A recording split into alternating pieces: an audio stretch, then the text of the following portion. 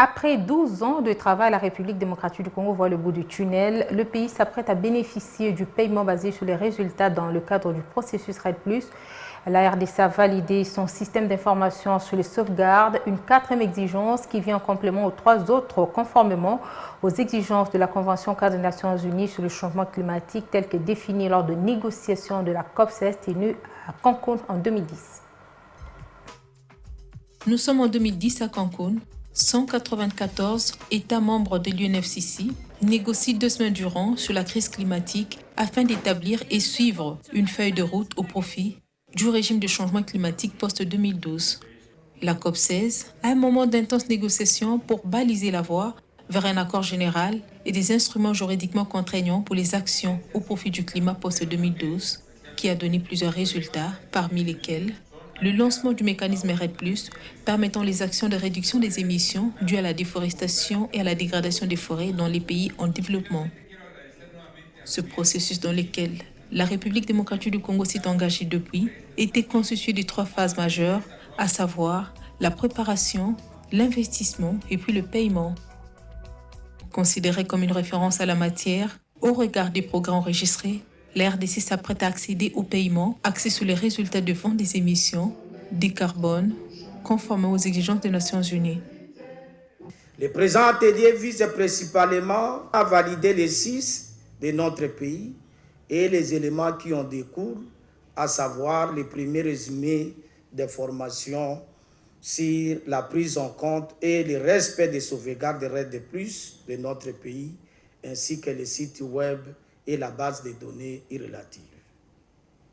Il sera question aussi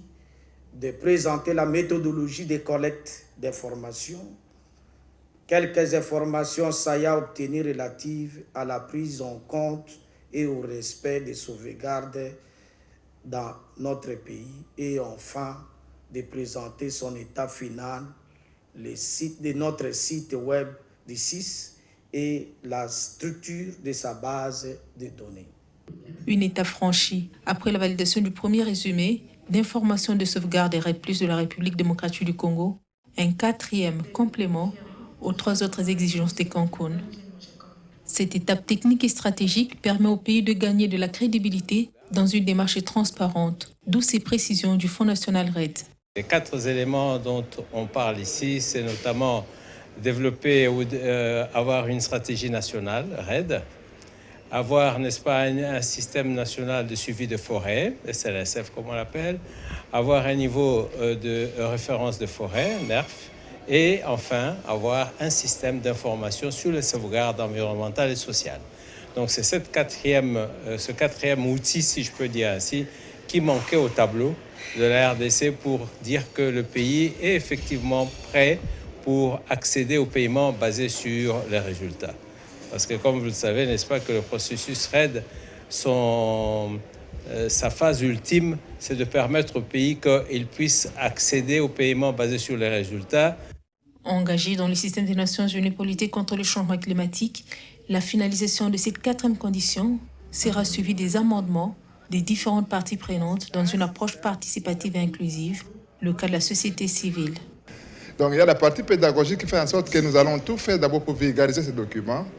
pour faire en sorte que ces documents soient connus par tout le monde, parce qu'on dit souvent quand on ne connaît pas quelque chose, on ne peut pas être victime, d'une part. Et à la fin, il y a des procédures et des mesures que nous devons utiliser pour ceux qui s'entêtent à ne pas respecter. Vous voyez ? Quand vous mettez à violer sciemment les règles et les lois de la République, vous devez, en principe, on doit documenter ça et aller à d'autres niveaux, soit chez d'autres partenaires pour empêcher qu'on puisse continuer à financer celui qui ne respecte pas les sauvegardes, soit alors utiliser les mécanismes qui existent pour essayer un peu de faire une pression pour que ces sauvegardes soient respectées. Cette rencontre vient d'en compléter le tableau des éléments clés permettant de bénéficier du paiement basé sur les résultats, conformément aux exigences des Nations Unies, après l'élaboration de la stratégie nationale RED, le développement du système national de suivi des forêts et le niveau de référence des forêts.